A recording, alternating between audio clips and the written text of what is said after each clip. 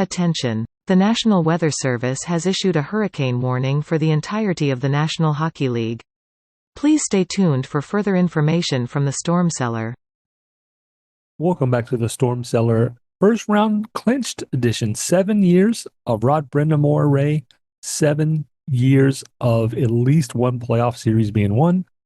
The Hurricanes, it looks like, escape with no serious injuries. Jesperi Kotkaniemi's eye looks horrific. Oh. There's no damage to it. He can see out of it. I'm calling him the new eye of the Hurricane because the old eye of the Hurricane he's lost that title.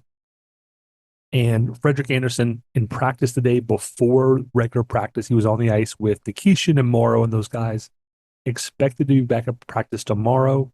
Huge news going into round 2 versus the Capitals, which we'll get to. But what do you think, man? This series, and we're going to do a Storm report a little bit later on based on the series. As far as Rod goes, the only NHL coach to have gotten, one round 7 straight times. It's amazing. It's amazing what he brings out in the team. His style of coaching, his style of play that he instills in the players works. I guess the risk reward has been nothing but reward from the very beginning. Yeah. And that's, maybe the best way to look at it. I just so impressed. And what a difference having a healthy line makes. Like a lineup with everyone being healthy going in, it gives you options, which we saw later on in the series. You and I both thought Jankowski would be a good person to go out on the fourth line in game 3. It didn't happen. He went in the fourth, and it was a little different. And that's not to crack on Roslovic. It's not. It's just he's a bigger player, another penalty killer. It keeps the options open. Like when you look at the Hurricanes, if Jankowski is in the lineup, there are actually 3 pairs of forwards that could be your penalty killers. You've got Aho and Jarvis. You have Stahl and Martinook, Jankowski and Stank, Jake and Stank together. Yeah, that's like true. that's a uniqueness that not everyone has, know. And then the other really good news, it's been a great week for Carolina. Hall gets signed to 3 years. What a great thing that was to hear. It looks like yeah. It's not an overpayment. I think it's a fair payment, and with the cap is rising next year, it leaves the door open still for some big signings out there if necessary. I like the fact that his no movement clause goes to a 10 team if he doesn't put up the points for that 3rd year, which makes it gives Carolina some breathing room, which hopefully won't be necessary, but we hope so. It is what it is. Before we do a real quick recap of game 4, sure. And before we do Storm report, just some food for thought. Okay. Best goalie in the playoffs so far, Frederik Andersen. A 159 goals against and a 936 save percentage, first in both. Sebastian Aho is tied for 7th in points. Andrei Svechnikov is tied for first in goals with 5. Mm-hmm. On the rookie side, you have Jackson Blake tied for second with 4 goals. I'm sorry, with 4 points. You have Logan Stankoven tied for first with 2 goals, and Jackson Blake tied for third with a goal in rookie goals. So, and on the defensive side, Shane Gostisbehere is tied for fourth, I believe it is, with 4 points. So all over the league leaders. I mean, there's only 16 teams, but that's quite impressive. Especially that is Freddie. impressive. I mean, I know Freddie was out those last couple games, but Anderson's goals against is like 0.7 lower than Bobrovsky, who is number 2. And his save percentage is 13 points higher than Logan Thompson, who's number 2. I mean, it's not close. It's exceptional. Yeah. And you know what? Even in game 4, the game he was injured, he still won that game. That was still listed as his win. So even with that horrific play,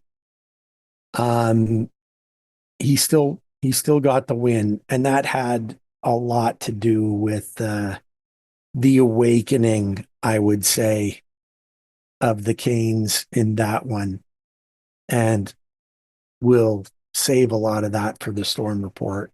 So, game 4, and you brought him up, Svechnikov. It's nice to have him back, isn't it? RB Omega Threat Level on Blue Sky had said earlier in the season, a couple months ago, if Svechnikov gets hot for the playoffs, is all forgiven for the regular season. And I think I was like, well, yeah, obviously. Not only did he get a hat trick in game 4 to cement game 4. Yeah. He's the only Hurricane ever to get a playoff hat trick. And he's now done it twice. It just, he last season he was coming back from an injury. He wasn't, up to par. And everyone looks at the Hurricanes and say, where is the scoring coming from? And we knew that Fishy was going to have a big part of it. We knew that Jarvis was going to be a part of it. But in any situation, you need depth of scoring. And to have Svechnikov arrive and be the force that he's always been, like the power forward who can get goals and has a great shot, now he needs to keep that going. If he keeps that going, that's going to cause fits for a lot of teams. They're not going to be able to sit on Blake, Fishy, and Jarvis all the time. You're right. And it's weird to think of him as depth scoring, but he only put up 20 goals this season, only had 48 points. That is not an Andrei Svechnikov good season. No. But you're right. At this point, it really is depth scoring for him, even though he was moved to the top line. And then Jacob Slavin, oh man, he shoots that low percentage, low angle shot all the time. He scored on it before too. And it's gone in now 2 or 3 times for him. And that's why you shoot the shot. Like, you don't have a better play. Ringing around the boards isn't really going to benefit it. Everything. You take the shot. Well, I mean, just a phenomenal game 4 after that, game 3 loss. And that's what we expected. They knew they had to play better.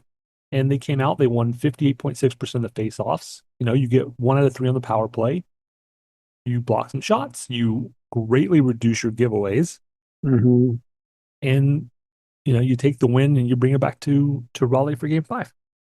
And look, I'm going to say that when every analyst in the NHL stations that carry the game say that Meyer should have been given at least a 2-minute penalty, it's true.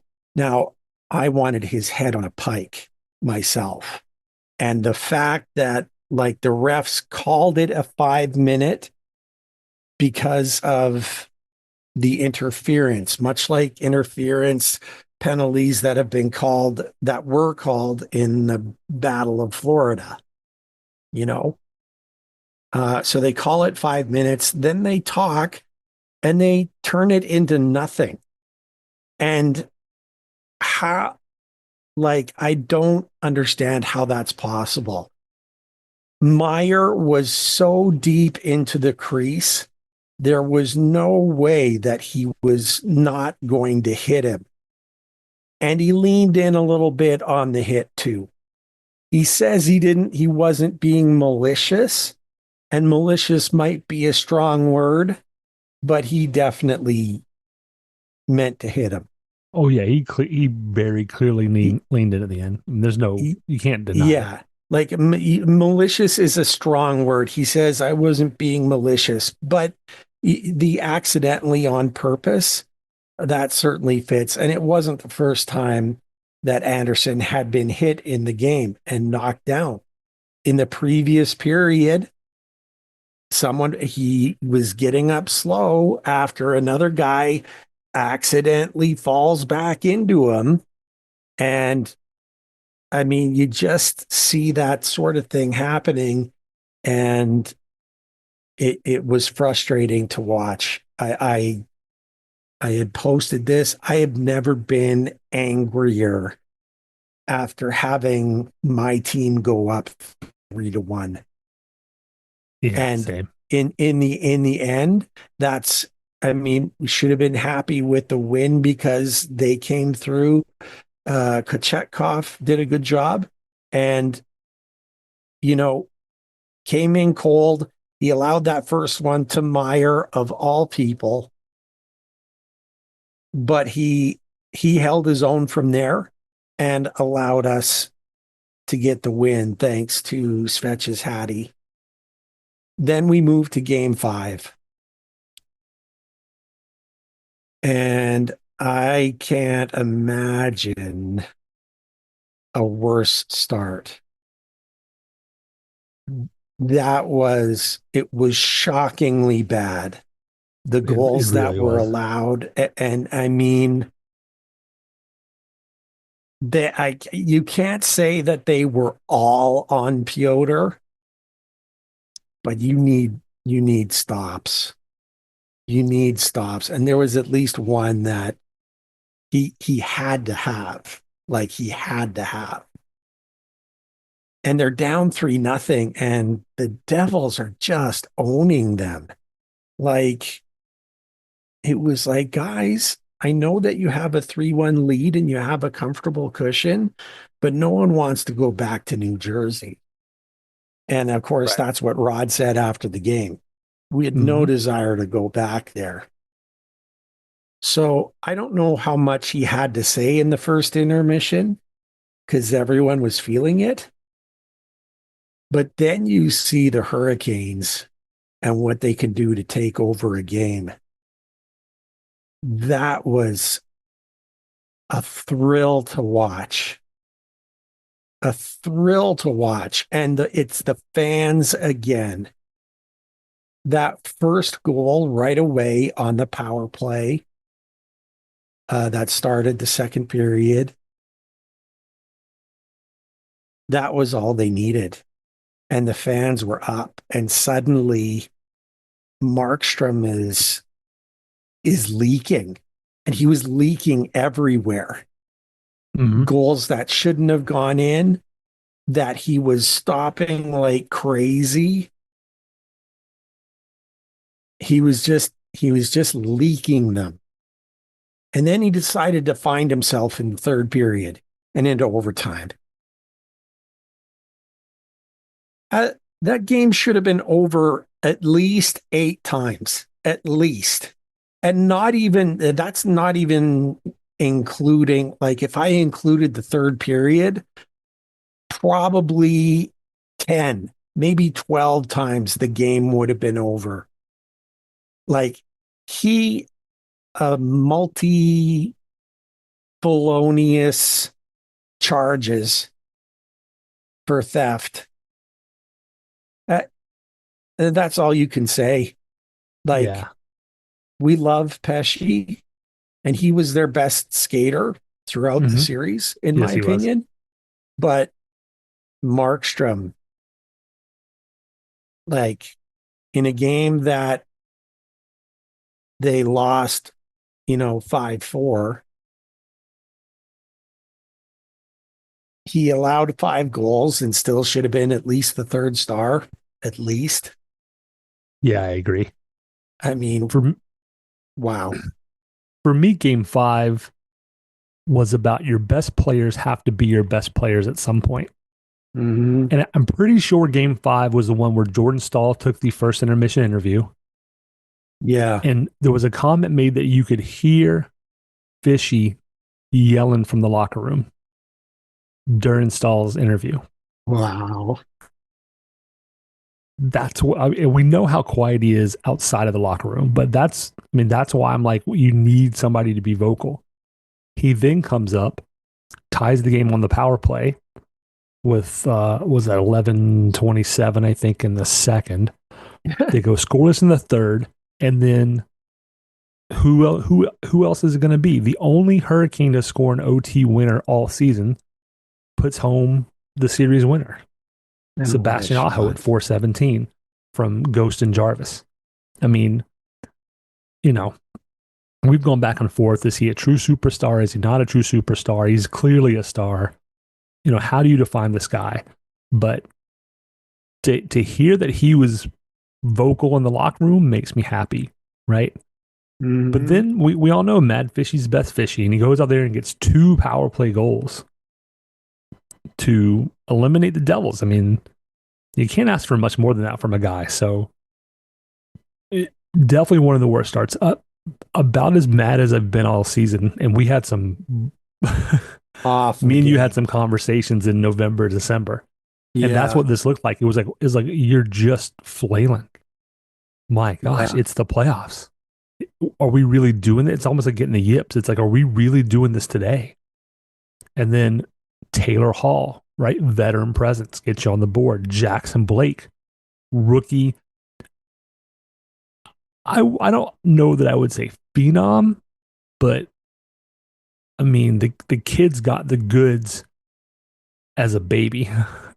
I can't wait to see him in a couple of years. I mean, even at this point, we all, I think, consider Andrei Svechnikov a veteran, right? We don't think of him as a young guy, but he's still 25 and under. His best hockey is still 2 or 3 years ahead of him. And then you got guys like Jarvis and Blake who are absolutely tearing it up. And somebody today on social media said, I think Jarvis is the better all-around player, but Blake has this sneaky, get it on the net thing that he can do. And I think he does that as good as anybody we have on the team. So huge couple of games. You could see it in the goal because he came around the net and the defender had his stick out there and he saw it coming and managed to maneuver the puck just out of the reach of the defender's stick. And then I don't want to say it was a guess, but all series long, he had been going to the outside and he caught Markstrom cheating. He caught him cheating and leaning the other way and puts it back and beats him. And about Taylor Hall, okay, that everyone thought it was Stankoven. I thought it was Stankoven. Everyone believed that the puck actually crossed the line on Stankoven's effort. Hall goes in and makes sure that it's in, makes positive that it's in. And it turns out he did, because it wasn't. Exactly. So I think, to me, that's kind of what makes someone pull out the pen and say, it's that type of veteran knowledge that you need. and he made sure it was finished. And that's just hockey smarts, which he It has is. in spades. Plus, he's a mentor as well. Like Yeah. the His learning comments about Svech, if you saw those in the article that was out today at The Athletic, yeah. I mean that's why you sign a guy like him in part, because he can help mentor guys like Svechnikov, who is not too old to be mentored, right? He can add to Aho's resume, Blake, Jarvis, make those guys absolutely. Better. And to conclude, we'll conclude the discussion of this series, at least in this manner, with the conclusion of every series, the handshakes. The focus was really on Pesce, but Nason certainly last season was a big part. There were a lot of, good feelings to him. But if you didn't get touched in the feels on those hugs between Aho, between Slavin and him, between Svechnikov, everyone that he had played with for so long, right at the end, if that didn't get your emotions going, then you have no heart, you have no soul. You just, like, that's what it's all about. And the bonding that they had, I mean, he was a massive part of the rebuild. Yeah, a massive absolutely. part. I mean, first 9 years here, right? I mean, and he's still an excellent defender. That shoulder, Yes. It looks like Jarvis injured that shoulder again when he checked him in game 2, I think it was. Yeah. That's a concern, but a healthy Pesce is one of the better actual defenders in the league for sure. And he had a lot of opportunities. I mean, he ended up getting a goal in the series, did he not? Like, it was, or maybe there was I thought it was a goal, and it was in Carolina, as I recall, when he scored. It was like, holy crap, even he's getting in on this. Like, it was great. It was great to see the emotion. I've always questioned, how it's weird how, as Shorzy says it, you run it up and fill them in, right? For the entire series. And it can end whenever. And when it ends, you just finished battling your heart out.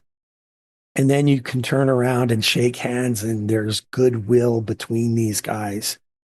It doesn't seem possible. It doesn't seem possible. They're A better game people this than we physical. Well, without question. Real quick before we go to the Storm report, Brett Pesce finished the series with 3 assists and a +4. Heck of a series for a defenseman. He was their 4th leading scorer. Heck of a series. So, like, good for him. We wish we had him back. I mean, everyone didn't want him to leave, but that's the way it goes. But he certainly got his props. There's no question. The fans were cheering for him equally in those handshake lineups, let me tell you. Storm report for the series. The worst to the best. The worst, I think, unanimously had to be the Anderson injury.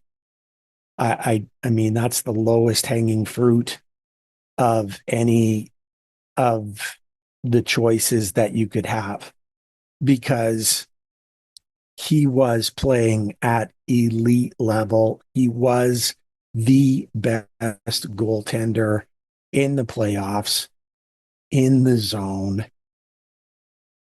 And to have him out for, thankfully, as it sounds, maybe not as long as we thought. That's just something, it adds doubt. It adds doubt to the situation. Yeah, I won't pretend to speak for you, but I kind of believe that that's it, when you win a series, 4-1, there's Mhm. not many. There's not many. No, that's definitely it for me too. I mean, Rushes. there's, other than being nitpicky, and injury like that is not nitpicky. So, Yeah. I'll let you go first for the tropical storm. Going up, going down. What did you see? Because there's a lot of players and aspects that we could look at. tropical storm for me.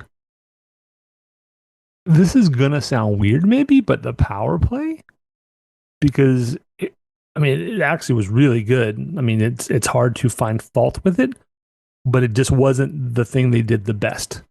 So I'm gonna give it to the power play. The power play really helped them this series. I wasn't expecting it to come alive the way it did. I think they went 33% more than they didn't. And I think that really was one of two difference makers in the series. For me, uh, there's a couple of ways that I could go on this. Um, on the on the rise, on the rise for me is Svechnikov. Um, he is starting to become the player that he really, really is. And he's just getting hotter. He's just getting harder.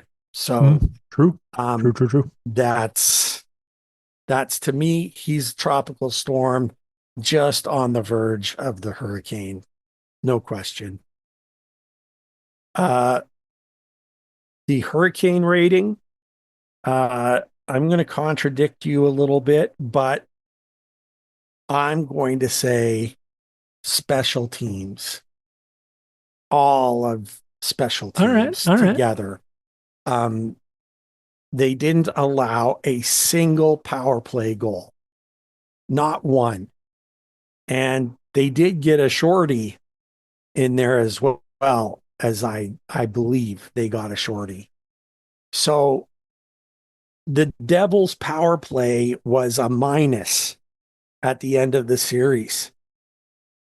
And that's all you can ask for. And remember, the the power play for the Devils was rated much higher than the Canes. The Canes power play Second in was the like league. in 25th, 7th in the league against the number one.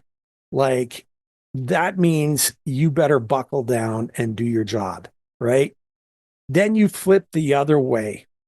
And to see us go 5 of 16, I believe, overall I buy against that. the second best penalty kill in the league.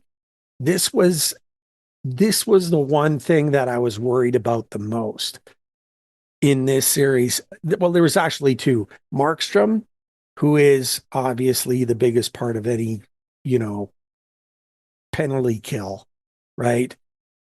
But their power play was stronger too, was performing better.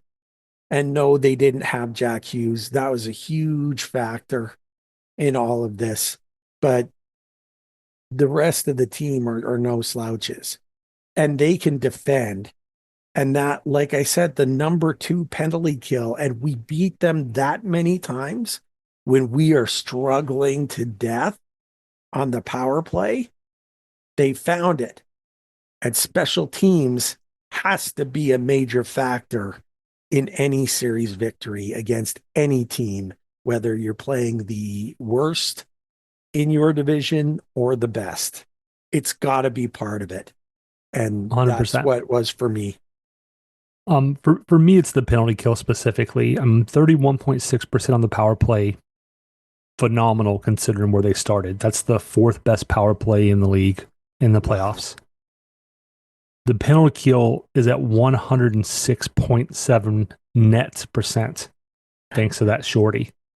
That is nearly 20% better than the number 2 Golden Knights. You Wow. took what was the one of the best power plays in the league. The third actually was third best overall power play in the league, and they went over against you. And I mean, they had a couple of good looks, but not many. There were a lot of power plays that they took that had one shot, no shots, or, 2 mediocre shots, right? I mean, that's just phenomenal. That's, like you said, the special teams game really picked it up here because the Hurricanes have been a 5-on-5 hockey team for most of the season. Yes. And if you can get both of those aspects going at the same time, that would be wonderful. So, well, and great job. what's really funny? That's the way it's been all season long, that 5-on-5 was Carolina's best. In fact, in this series, it was the Devils who were better 5-on-5. Right. All of the goals that they scored, they didn't have the advantage. They just 5-on-5, that was it. And which surprises the heck out of me. And I think we got to tip our cap a little bit to Kochetkov. He had an awful first period, but he buckled down, and there were some big saves that he made. Now, in the second period, he didn't see a lot of shots, and that makes it even worse for a goaltender, especially like him, who loves to see the shots. That's how he stays in the game. Mm-hmm. That's how Right. every goaltender really stays in the game. So we need to give him a shout out too. I'm loving this. Yeah, great I'm job all looking around, boys. forward to it was, and I'm looking forward to the next series, but we're going to save that. We're going to save that for Sunday's recording. We just needed to wrap this up in a nice, tidy bow. A great series, hard fought. Give the Devils their credit. My goodness, to have the amount of injuries that they had. These games Yeah, I were a mean, lot they closer. really were on life support towards the end of the regular season. I mean, they were tied with Montreal in points. I mean, it was really close. I mean, they won the tiebreaker. I mean, doesn't get a lot closer than that. No, it sure doesn't. So, great series. Get the rest, boys. I'm not sure if we start on Sunday or not. I guess that will depend on whether the Leafs choke away Game 6. Because if they do, and there's a Game 7, that will be on Sunday, I believe. Yeah, it looks like probably a Saturday or Sunday start for the Hurricanes. So if it's Saturday or early Sunday, we may jump on and do a little mini Caps preview. If not, we will come back at our normal time on Sunday. What I wonder is, do they not wait for all of the series to be done, or because maybe that's a question for the next show. Sometimes they'll run a Game 7 and a Game 1 sometimes the same day. At least they have in the past. Right. So that's why it could be Sunday. And this time of year, it's as much about building availability as anything. Because Pearl Jam is in the Lenovo Center starting next week for 3 days. And it's not like they're going to pull that up and, and play ice hockey and put it all back down. That's just not happening. So they got to figure that out, right? So if I'm hoping that there's at least one home game while Pearl Jam is there so they can get Eddie to do the siren. That would make That'd be me cool. so unbelievably happy. Yeah. Anyway, that's it for this, with the exception of just one thing. One thing. Go Canes. Go Canes.